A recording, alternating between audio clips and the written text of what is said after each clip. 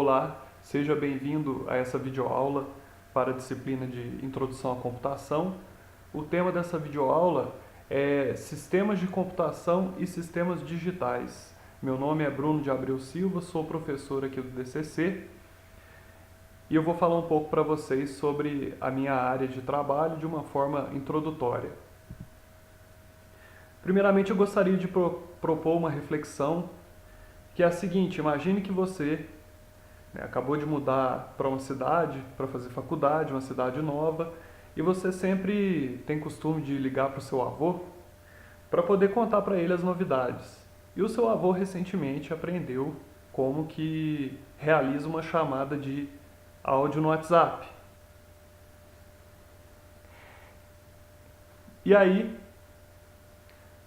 ele vai te ligar, né? Faz uma chamada lá da casa dele, da rede interna da casa dele, do Wi-Fi, e você está na sua república, também na sua rede, e aí ele lá realiza a chamada de áudio, você atende, e aí ele começa a conversar com você, né?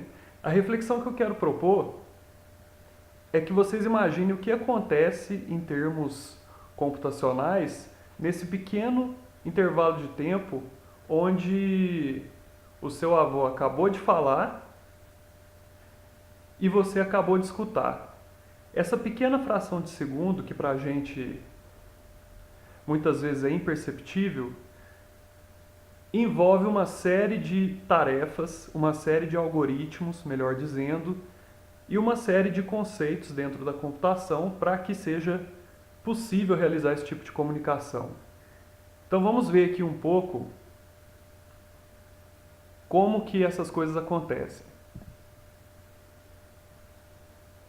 Essa figura aqui está ilustrando a comunicação, né? Então, de um lado, do lado esquerdo aqui, a gente tem um celular, um smartphone, que tem o WhatsApp instalado, né? Esse celular ele está conectado a um roteador aqui por meio do Wi-Fi, e do outro lado aqui, né, na outra casa, numa outra cidade, nós temos um computador conectado também pelo Wi-Fi, e entre os dois existe uma rede conectada aqui de diversas máquinas, servidores, roteadores, para poder realizar a conexão entre essas máquinas por meio da internet. Certo? Então aqui no celular, onde nós temos o WhatsApp instalado, existem vários aplicativos, né? Todo celular hoje em dia, desses mais modernos, tem aplicativos onde você pode instalar e remover, né, para executar diversas ações diferentes. E esses aplicativos eles são desenvolvidos utilizando linguagens de programação para poder escrever aquele programa, aquele código. E aí existem várias linguagens diferentes, como exemplo C++, Java, Python, entre outras aí. Além disso, nós temos sistema operacional, que é um tipo específico de software, responsável por fazer a interface entre o hardware do teu dispositivo e as aplicações, certo? Então ele vai gerenciar os recursos do teu dispositivo. E outros tipos de aplicações, outros tipos de algoritmos voltados, por exemplo, para a segurança.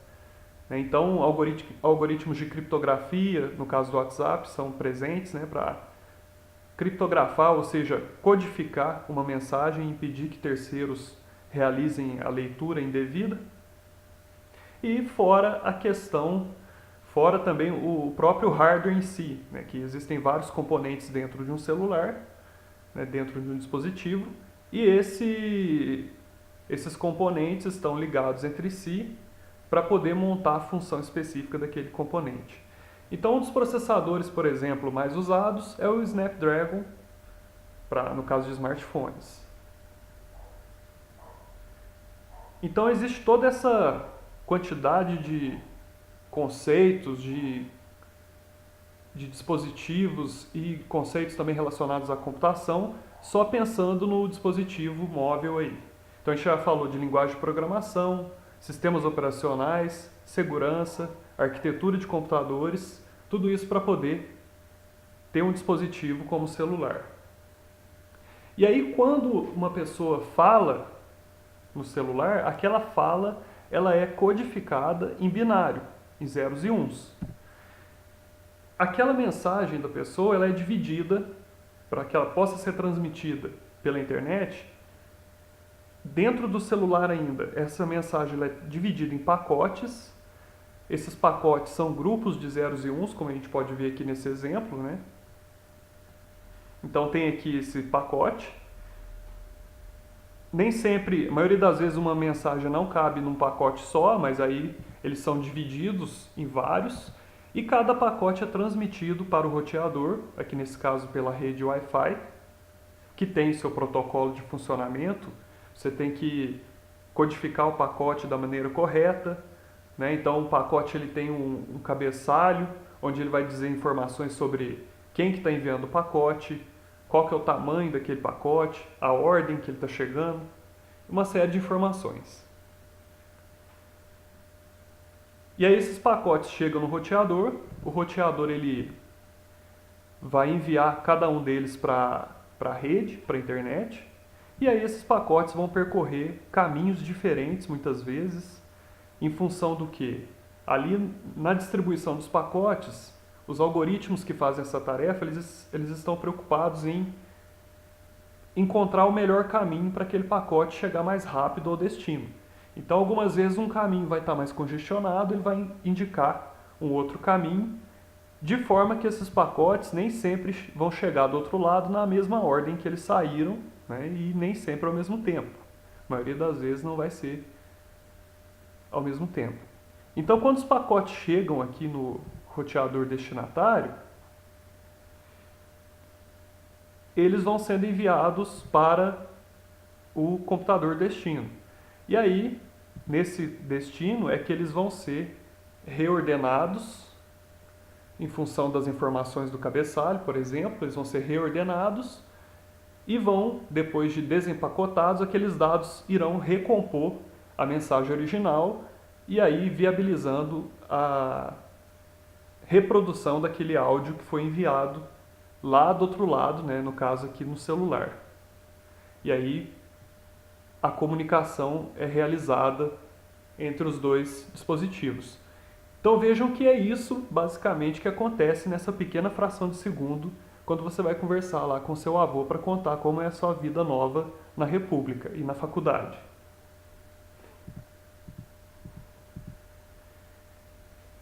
Então, sistemas de computação, geralmente, isso varia um pouco em função da faculdade, da universidade, mas sistemas de computação é uma área que engloba disciplinas que estão mais relacionadas ao hardware, vamos dizer assim, e aquilo que está logo acima dele, né, a camada de software que está mais próxima do hardware também.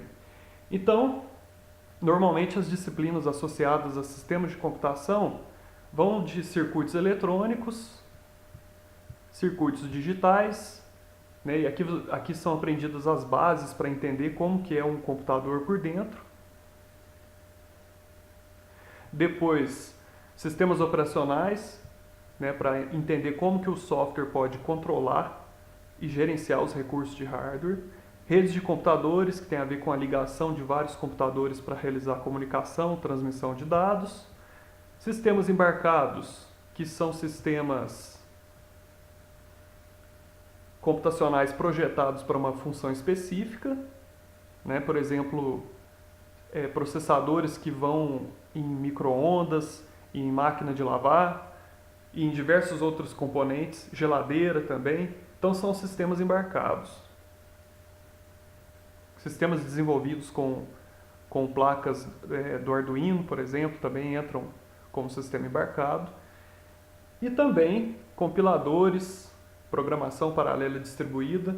O caso de compiladores são programas específicos que são usados para traduzir um código-fonte e um arquivo binário, né? E a programação paralela distribuída está relacionada com a forma de programar, o paradigma de programação, quando você executa o mesmo software em várias máquinas diferentes para realizar uma mesma função, a grosso modo, vamos dizer assim.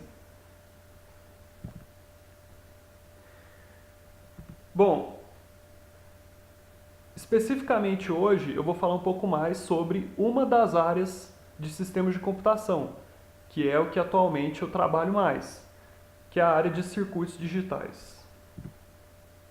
Ou sistemas digitais, né?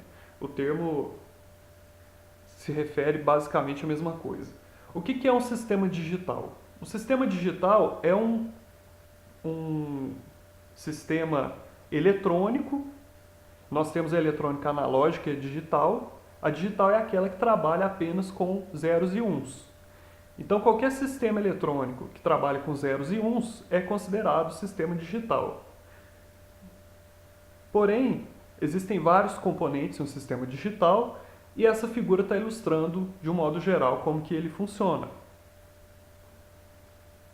Inicialmente aqui nós temos uma variável física, que representa aqui, pode ser a temperatura de um ambiente, a pressão, qualquer variável física que eu precise realizar a medição dela. Por exemplo, se eu estiver pensando em um sistema que vai ler a temperatura de um ambiente e decidir se vai ligar ou desligar ventiladores, né, dentro de um sistema, por exemplo. Então, no primeiro momento, eu tenho que realizar a leitura dessa temperatura. Para poder fazer isso, eu preciso de um componente chamado transdutor ou sensor. O que esse transdutor vai fazer? Ele vai pegar a variável física e transformar, aqui por meio de um material, de um tipo específico de tecnologia, ele vai transformar, vai gerar um sinal elétrico analógico que é proporcional à variável física. Então, por exemplo, se eu tiver uma temperatura de 20 graus no ambiente, ele vai gerar, por exemplo, uma corrente aqui, ou melhor, vai gerar uma tensão, por exemplo, de 0,2 volts. Né? Eu tinha 20 graus, gerou 0,2 volts. Se eu tivesse 30 graus, seria 0,3 volts, por exemplo. Então vai ser proporcional a essa variável física. Porém aqui é analógico ainda. Ainda não é binário digital, certo? Para que se torne digital, é necessário um outro componente, que é o conversor de analógico para digital. Então aqui esse ADC é o conversor analógico para digital. Ele pega esse valor que chegou aqui e gera vários bits, né? Por exemplo, ele pode gerar aqui 10 bits para poder representar o número que foi convertido aqui de analógico para digital. Então esse é o segundo componente fundamental que é presente também nos sistemas digitais. Esse binário agora ele pode ser processado por um computador que trabalha com números binários. E esse computador ele não necessariamente é um computador completo como vocês estão acostumados, um notebook ou um desktop aí. Esse computador pode ser simplesmente um circuito que vai pegar essa temperatura e comparar com outro valor, para saber se ela atingiu o limite ou não. Então pode ser um circuito mais simples, não significa que é um processador ali super potente. Né? Mas o que é importante aqui é que é um sistema digital, é um processador que pega os dados aqui digitais, vai fazer um cálculo em cima dele e gerar uma saída. Essa saída vai ser digital, né? E muitas vezes, como nesse exemplo que eu tenho que acionar motores, eu preciso transformar o valor que é digital em analógico novamente. E aí eu vou utilizar um conversor digital para analógico, que é esse quarto componente aqui. E aí o sinal analógico, que é a saída dele, do conversor, pode ser usado para atuar no ambiente por meio do atuador. Esse atuador pode ser, por exemplo, um motor, como eu falei, né, o motor do ventilador aqui. E aí, qual que é a função do atuador? É controlar a variável física que eu estou monitorando. Então, se eu estou lendo a temperatura lá na entrada, aqui, ó, para que eu vou ler a temperatura? Pode ser só para monitorar, mas um sistema digital mais completo, ele vai fazer a leitura da variável física para poder alterar o valor dela.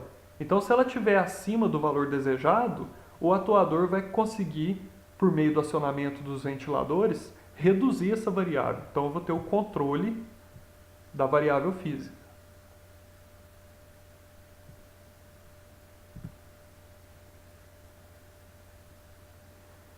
Aqui nessas figuras embaixo nós temos exemplos de sistemas digitais. O primeiro exemplo à esquerda é um telefone celular desmontado, um telefone um pouco mais antigo aí da Motorola. Mas a estrutura dos atuais não é muito diferente não. O que nós temos aqui? Teclado numérico, né? Temos a tela, LCD, tem aqui também o microfone, certo? Alto-falante, botões de volume, câmera. Então aqui tem alguns dispositivos de entrada e saída. E os circuitos internos, aqui os circuitos digitais do processador e tudo mais, né?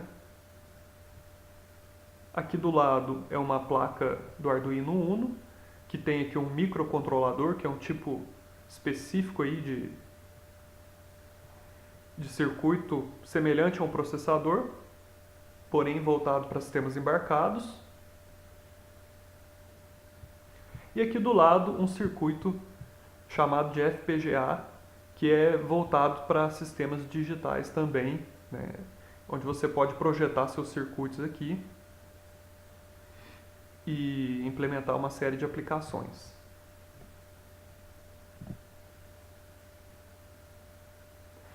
Então agora algumas considerações, né, a respeito do sistema digital.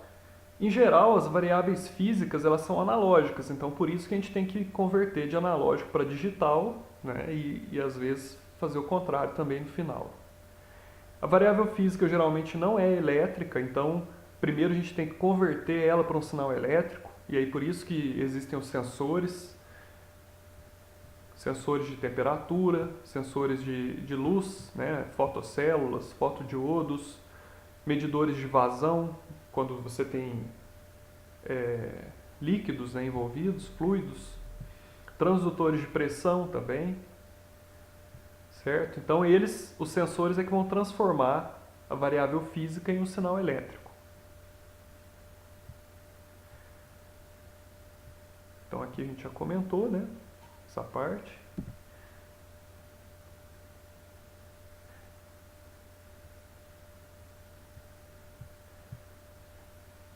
A saída binária do conversor de analógico para digital ela é sempre proporcional à tensão de entrada analógica.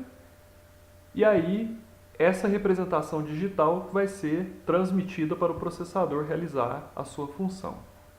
Né? Então, o processador ele vai processar, mas ele também, o circuito dele pode ter a capacidade de armazenar essas informações. E hoje em dia, por exemplo, é muito comum em aplicações na área de internet das coisas, é muito comum armazenar, ou melhor, né? É muito comum o processador ele coletar as informações e armazenar ou numa memória interna, ou mesmo enviar pela internet e salvar essas informações em um servidor para que outros usuários depois possam fazer a leitura daquela informação armazenada e processar de diversas formas, seja no navegador web, seja num aplicativo, no celular, né? Enfim, tem uma série de aplicações aí.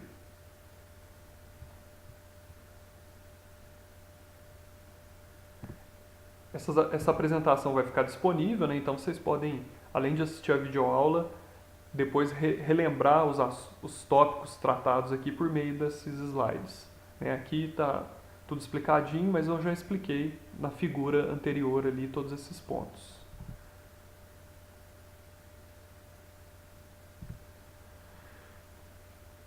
E aí, como que nós podemos projetar os nossos sistemas digitais? Eu falei agora há pouco que um sistema digital ele trabalha com o binário, ou seja, ele considera apenas dois valores possíveis para um determinado sinal, determinada variável, que é 0 ou 1. Então essa tabela aqui, ela representa o significado que a gente pode dar para esse 0 e para esse 1, em função de algumas situações. Então o 0, por exemplo, pode ser falso e o 1 verdadeiro. Ou o 0 pode ser desligado e o 1 ligado. Baixo ou alto. Não e sim. Aberto e fechado. Ou seja, são significados opostos, né, que eu posso atribuir ao nível lógico 0 ou nível lógico 1. E com isso, a teoria por trás aqui dos sistemas digitais é a lógica matemática, né, essa lógica booleana, que foi proposta pelo matemático George Boole. Então, todo o ferramental teórico da lógica pode ser usado para a gente analisar e projetar circuitos digitais. Então, aqui nós temos 3 operações básicas, 3 funções lógicas básicas, que é a função AND, OR e NOT, ou traduzindo aí, né, função E, função ou função não, inversora. Com essas 3 operações é possível projetar qualquer circuito digital. Então eu posso projetar desde aquele exemplo simples da temperatura até um processador altamente avançado, né, um i7 da Intel, por exemplo, utilizando apenas portas lógicas. É claro que quando a gente projeta circuitos mais complexos, nós não vamos pensar diretamente nas portas lógicas, nós vamos usar técnicas de projeto para que seja possível elevar um pouco o nível de abstração. Mas no fundo são portas lógicas. Se a gente pegar na essência do circuito digital, vai estar lá com certeza um conjunto de portas lógicas. Então no caso aqui, para cada função é possível a gente montar uma tabela, conhecida como tabela verdade, que vai possuir aqui em cada linha uma combinação possível das variáveis de entrada. Então, se eu tenho aqui uma porta AND, uma porta lógica, né? O que é uma porta lógica? É um circuito que realiza uma função lógica. Então, se eu tenho a porta AND com 2 entradas, eu posso combinar essas 2 entradas de 4 formas diferentes. Ou o A e o B valem 0, que é essa primeira linha aqui. Ou A vale 0, B vale 1, que é a segunda linha. Ou A vale 1, B vale 0, terceira linha. Ou os dois valem 1 aqui na quarta linha. Para cada combinação dessa, a porta lógica vai gerar uma saída. E no caso da porta AND, ela só gera a saída 1... Opa, passei um aqui. Só vai gerar a saída 1 quando as 2 entradas são iguais a 1, que é essa última linha aqui. Então essa tabela representa o funcionamento dessa porta lógica. E a expressão que eu posso usar para descrever essa função é essa aqui, ó. X é igual a A. Esse símbolo de vezes, nesse contexto, representa a operação AND. Então, A AND B. Né? No caso da porta OR, eu tenho também as combinações de entradas, só que ela vai gerar a saída verdadeira se pelo menos uma das entradas são verdadeiras. Se pelo menos uma das entradas é verdadeira. Então aqui, ó, se o B vale 1, a saída já é 1. Se o A vale 1, a saída também já é 1. E se os dois valem 1, a saída também é 1. Então vejam que são funções diferentes. Função AND, função OR. Aqui é o desenho, né, o símbolo da porta OR, mais comum. E a forma de escrever a expressão é utilizando o símbolo da operação de adição, que nesse contexto representa a operação OR. E o NOT, que é um pouco mais simples aqui, tem apenas uma entrada e a saída é o oposto da entrada. Então, se a entrada vale 0, a saída é 1. Se a entrada vale 1, a saída é 0. O símbolo é esse triângulo aqui, com um pequeno círculo aqui na frente, né? E a forma algébrica é x igual a com a barra em cima, né? Tem variações aqui na notação, mas a barra em cima indica a inversão. Então, com essas 3 portas lógicas, é possível projetar diversos circuitos aí, inclusive processadores avançados para resolver diversos problemas. Então, pensando nessas portas lógicas, esse daqui é um exemplo bem simples, tem a ver com a temperatura também, né, como eu estava falando antes. E aqui é o seguinte, imagine que existe uma empresa, uma fábrica, que tem um processo químico que vai ser realizado para processar uma matéria-prima antes dela virar o produto realmente.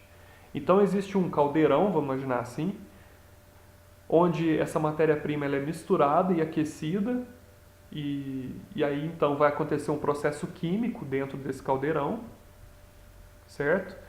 E no caldeirão lá vai ter um sensor de temperatura e um sensor de pressão. Ele vai ficar tampado e essas duas variáveis sendo monitoradas constantemente. Por questões de segurança, podemos imaginar. Que se a temperatura passar de um determinado valor, pode ser que o caldeirão material derreta ou aconteça algum acidente. E se a pressão ficar muito alta também, pode ser que exploda tudo. Então, o dono da fábrica pediu para que fosse feito um sistema que fosse o seguinte: se a temperatura for maior do que um determinado valor ou a pressão maior do que outro valor, já tem que soar um alarme pedindo para que seja evacuada a área, que desligue tudo, enfim, tome uma determinada providência em relação à segurança.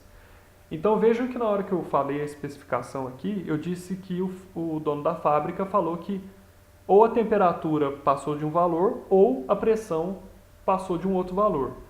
Então essa porta lógica que está aqui é o desenho da porta OR.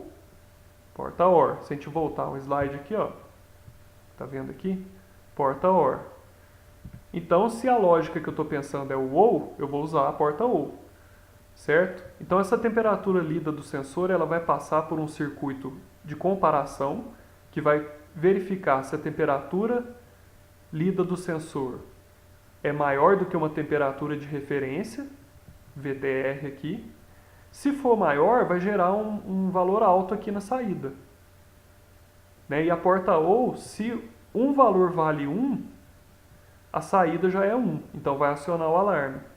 Mesma coisa aqui embaixo, ó. Se a pressão lida aqui no caldeirão, ela é maior do que uma pressão de referência, essa saída aqui vai ser verdadeira e vai gerar uma saída verdadeira também na porta OR, acionando o alarme. E se as duas coisas acontecerem ao mesmo tempo, também vai acionar o alarme. Então a única situação onde não aciona o alarme é quando a temperatura e a pressão estão abaixo dos valores de referência aqui. Certo? Então, com esse conhecimento de poucas portas lógicas, já é possível realizar projetos reais aí. E aí, essa complexidade vai aumentando em função das características da aplicação. Espero que vocês tenham entendido a ideia geral aqui, por trás desses conceitos. E se vocês tiverem alguma dúvida, vocês podem enviar para o professor Paulo, aí por meio do campus virtual, que ele vai encaminhar para mim, durante esses dias, para que vocês possam fazer questionamentos também. Beleza? Então agradeço a atenção de vocês. E é isso.